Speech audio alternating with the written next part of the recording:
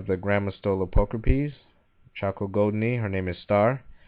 This is the first time I've ever featured Star on camera. When I got her a couple weeks ago, I thought she might be going into pre-molt, but as you can see here in a moment,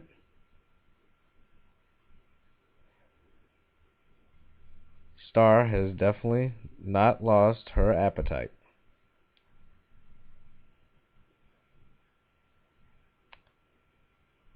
I'm actually hoping she's a male, so I can try to breed her with the next tarantula that I'm going to feature here on the cloud, and that's also a Choco Goldeny. Well, this tea is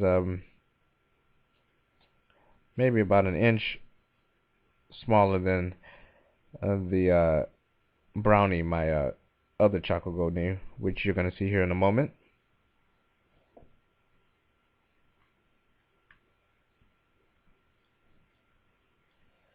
Alright, this is Brownie, Choco Goldeny.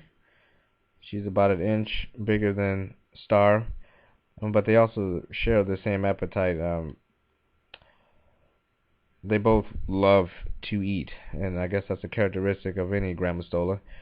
I bought Brownie as a half-inch sling nearly a year ago, and she's barely an inch and a half right now. She might be 2 inches.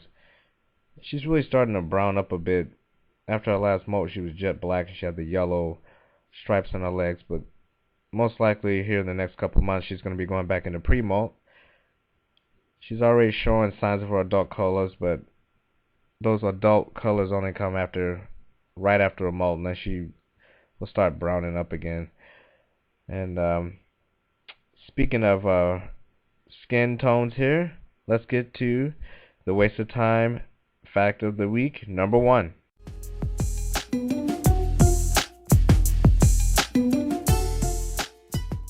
Next up, we have the Acanthoscurria chacawana, the Bolivian salmon pink. Her name is Rogue. I really love this tea.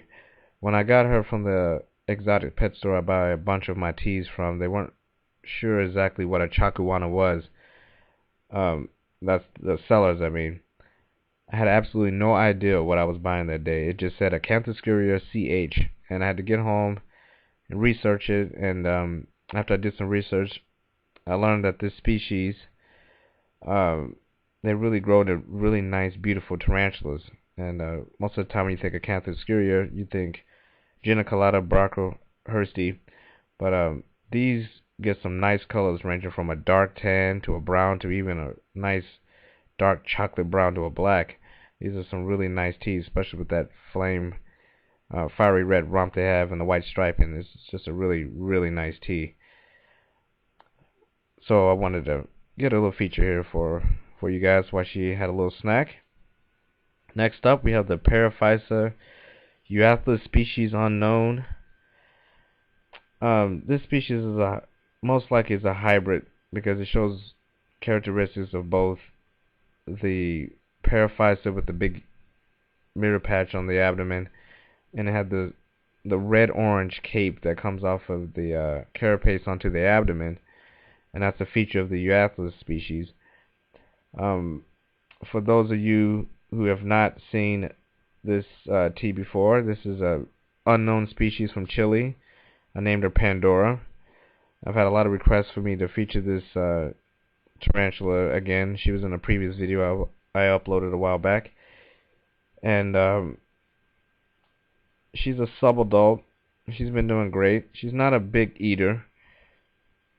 I can't say she's a picky eater because I haven't fed her worms or anything yet, but she prefers smaller crickets over a large one. That I do know. Some of the characteristics about this tea that I absolutely love is the dark green carapace with the lime green streaking highlight she has in there. She has the blushing dark pattern, the dark spot on the back of her abdomen that has these streaks that blush down into the tan undercarriage of her abdomen. She has the white stripes going down the legs, and she's just a really sweet, badass looking tea, and obviously very rare. It's not a species that has been documented as far as giving her a name. Most likely a hybrid species, and I'm very, very lucky to have this tea in my collection. She's one of my favorites. Very docile, probably the most docile in my collection, and I'm very happy to have her. Can't wait to see what she's going to look like when she has a couple of molts um, out of her in the upcoming year. Alright, next up is the Brachypelma vagans, the Mexican red rump. Her name is Fire. She molted a while back.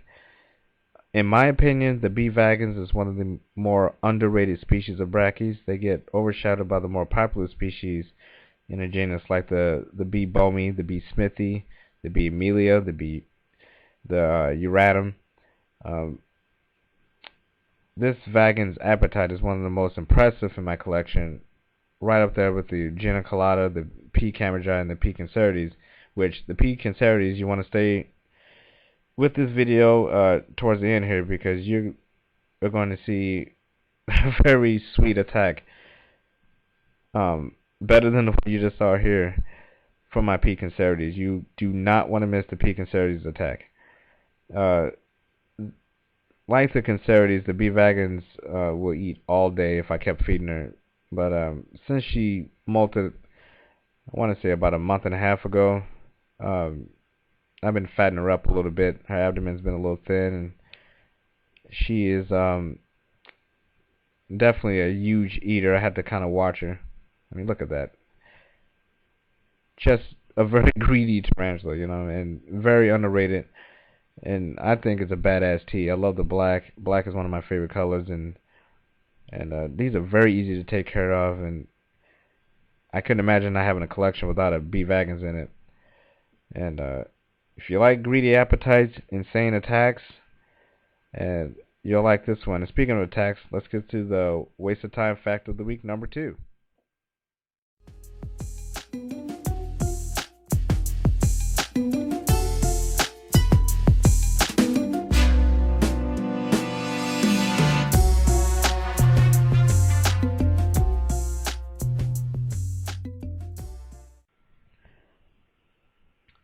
The Thrixopelma Arcati Peru Flame Rump.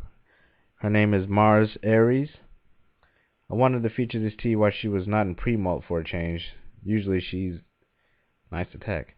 Usually she's in pre-molt, and it's very hard to get a look at her because she webs up really heavily. So I wanted to make a point to, in the next couple months, to try to film her as much as I can while she's out walking around and showing her personality a little more. Once this tea is in pre-molt, it takes forever for her to get out of it, and she gets very lazy and docile, and she by far, this tea Arcati by far has one of the most strangest personalities out of my entire collection. Just very odd behavior she has. Of course, it's semi-arboreal. She doesn't walk around the substrate, but usually this spot she's in now, that's what I call her pre-molt spot. She'll lay down in there, covered up with her webs and everything for as long as 3 months she did last time.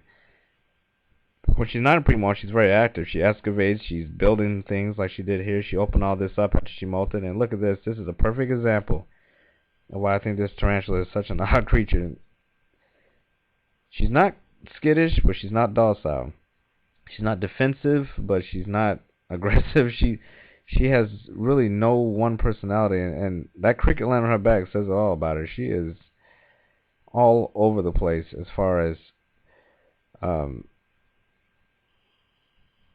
her demeanor and her personality, but that's what I love about her. She's a very sweet tarantula. But right now we're going to get to the Phormictibus cancerites, the Haitian brown bird eater. This is Raven. I call her Raven an assassin.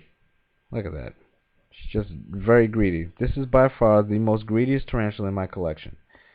If you do not own a Haitian brown bird eater, I highly recommend that you get one and raise one as a sling, because they are really fun to watch grow as a small sling, and you'll get this once they get bigger. Watch this attack and enjoy. Do not blink.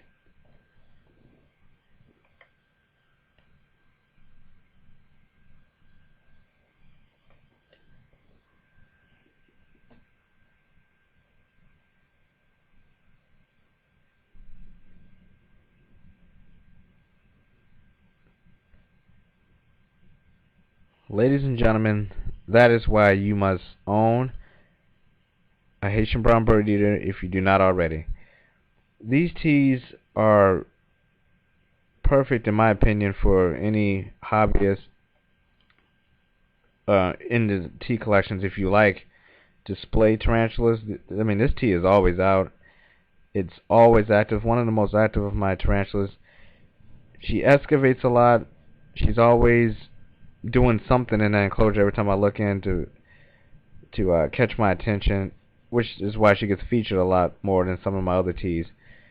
Her appetite obviously is just ferocious. This tarantula I bought nearly a year ago. She was around 3/4 of an inch, and she is right now close to 4 inches long, and she is a female. These tarantulas get huge.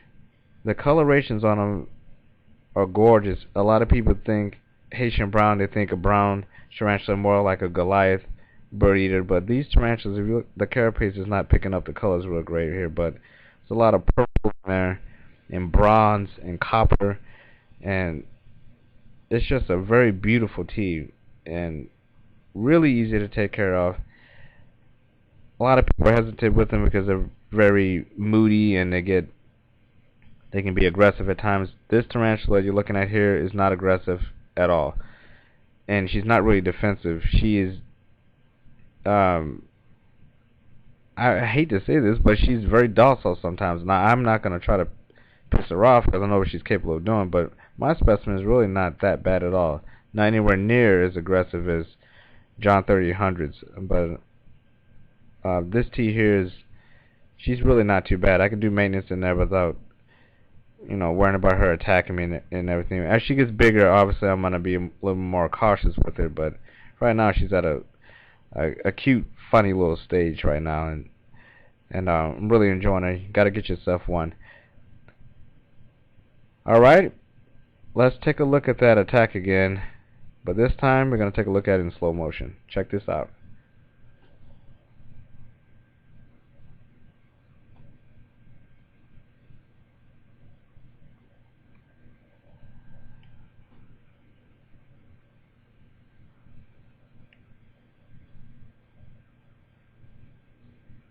That's a hit. Next up, we have the Pocoyotheria metallica, the Goody Sapphire Ornamental. Her name's Millennium, aka Millie, is what I call her for short. I'm featuring her for those out there who enjoy blue tarantulas. My favorite blue tarantula is the P. metallica. She's not my favorite Pokey. My favorite Pokey is the Ornata, but my favorite blue tarantula is the P. metallica. And on all my Tarantula Cloud videos, I'm always going to end the video by saying thank you for watching. So thank you for watching, and I'm also going to end it every video with a question of the week. And this question of the week is, what is your favorite blue tarantula? Alright guys, that's going to do it for Cloud number 1. I appreciate it. Thanks for watching.